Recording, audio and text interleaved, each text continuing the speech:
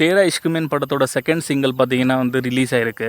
இந்த சாங் பார்த்தீங்கன்னா கேட்க வந்து சூப்பராக இருக்குது அப்படின்னு சொல்லலாம். இதுக்கு முன்னாடி பார்த்தீங்கன்னா தேரா இஷ்குமேன் படத்தோட ஃபஸ்ட்டு சிங்கிள் வந்து ரிலீஸ் ஆகி ஒரு 2 வாரம் ஆச்சு. அந்த சாங் பார்த்தீங்கன்னா ஒரு பெரிய ஹிட் அப்படின்னு சொல்லலாம். அந்த பாட்டு இப்போ வரைக்குமே 90 மில்லியன் வியூஸை வந்து ரீச் பண்ணியிருக்கு. இந்த செகண்ட் சிங்கிளுமே பார்த்தீங்கன்னா ரிலீஸ் ஆன 24 ஹவர்ஸ்லேயே வந்து 20 மில்லியனுக்கு மேலே வந்து வியூஸ் போயிருக்கு. ஸோ இந்த தேரா இஷ்குமேன் படத்துக்கு பார்த்தீங்கன்னா நார்த் இந்தியாவில் ஒரு செம ஹைப் இருக்குது அப்படின்னு சொல்லலாம். நிறைய பேர் பார்த்தீங்கன்னா தனுஷையும் கிருத்தி சனோனையும் வந்து நிறைய வந்து பாராட்டுறாங்க. முக்கியமாக இந்த படத்தோட டைரக்டர் பார்த்தீங்கன்னா ஆனந்த் எல் ராய். இதுக்கு முன்னாடி ஒரு பார்த்தீங்கன்னா தனுஷை வச்சு ராஞ்சனா அப்படின்ற படம் வந்து எடுத்தார். அதுக்கப்புறம் வந்து அத்திரங்கீரை அப்படின்ற படம் வந்து எடுத்தார். ராஞ்சனா பார்த்தீங்கன்னா அப்போவே 2013 100 கோடி கலெக்ஷன் பண்ணி ஒரு பெரிய பிளாக் பஸ்டர் ஆச்சு. தனுஷுக்கு வந்து ஃபஸ்ட்டு ஃபிலிம்லேயே வந்து ஃபிலிம்ஃபேர் அவார்ட்லாம் வாங்கி கொடுத்துச்சு அப்படின்னு சொல்லலாம்.